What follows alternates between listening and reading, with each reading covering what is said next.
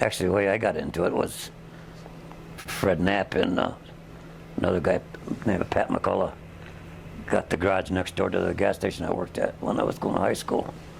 And that's how I got to know him. You actually decided to drive a little bit. Yeah, we bought his car. Oh, is that right? Yeah, it was a 39 Ford Coupe, number 34. They bought it for $50. And we raced it at Skyline.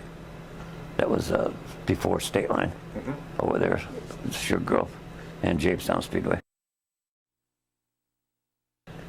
Skyline was just a narrow little track with horrible corners on it.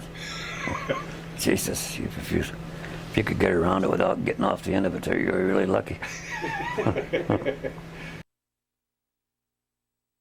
You there for the first night? Yeah. What was that like? What was day one like? Oh, it was crazy. It had rained, I don't know how many days before that. Right. Everybody and their brother was stuck in the parking lot. The track wasn't all that bad, but yeah, it was crazy. You remember much? Was there a big crowd? Was there? Yeah, there was a good sized crowd there. We had some pretty good drivers. Emery Man was there. He was a kind of the hot dog at the time.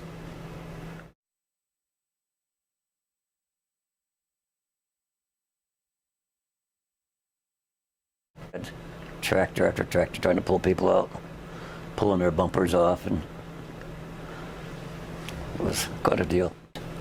Service manager down to Berglund's at the time. I started working down there, and then Fred Knapp was working there.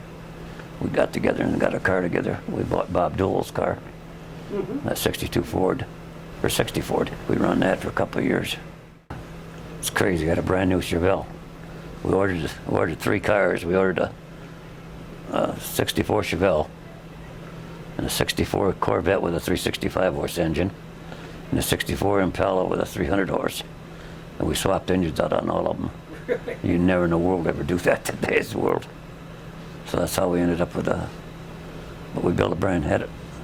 Went down there on Sunday morning, took the Chevelle and drove it down to Gino's for breakfast, and then come back and tore it all apart. God, it's crazy. Did you get paid to do what you did on the cars? Yeah, we set up a percentage here. We owned our own car. Oh, okay. Yeah. Fred got 30% and I got 20%. And then we had another guy that helped us there. I used to give him money out of my pocket.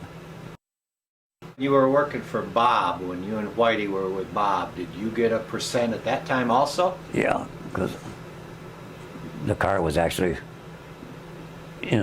I was taking care of the car there. Berglund gave me the car. We made out damn good there. We went out to Connet, won a big invitational up there. I think we made close to $3,000, which was a heck of a lot of money back then. And they had team race where they run, not team race, yeah, team race I guess they call it. They run a Sportsman and a late model together. And Fred Knapp drove. One year he drove the late model and Skip drove the Sportsman, and we went the other way around the next year. And we won both of them. A race where we started at one track and ended at another track there. We won that. And that was about $1,700. Well, they raced like 100 laps at Stateline, and then they went and raced at Erie another 100 laps. It could have been the other way around. I don't remember. Yeah, it was the other way around, yeah. Really? Was it? Yeah, it started at Erie. So it was, in essence, a 200-lap race, 100 at each track. But And they sort of combined it? You got paid off at the end of the 200. Freddie won both segments, as I recall. Yeah. Is that right, Jim? Yep. Wow. Tom Dill. Yep. Yeah.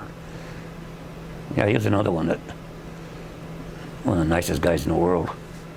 Yeah, he would definitely, he would get you around. Yeah, I forgot about Tom. Yeah, he'd definitely do that. What was unique about Tom? Why would, I actually think that he did it just because he thought it was funny. He used to pick on Floyd Finelli, and you got to be a goddamn idiot to pick on Floyd Finelli. But he'd get him going sideways and stuff there. Floyd would be so darn mad. But Tom, he'd be laughing. He thought it was funny. But That's the kind of character he was.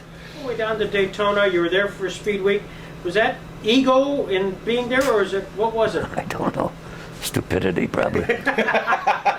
So you guys kind of paid your own way. Julian wasn't picking up the tab? Well, Julian said he'd pay everything but our meals. The was funny thing with that was I took my slips over there for my, because we rented a house. Fred and I rented a whole house. And he gave me just half of my rent. And I said something to him about it, and he says, well, I'm not going to pay for your wife.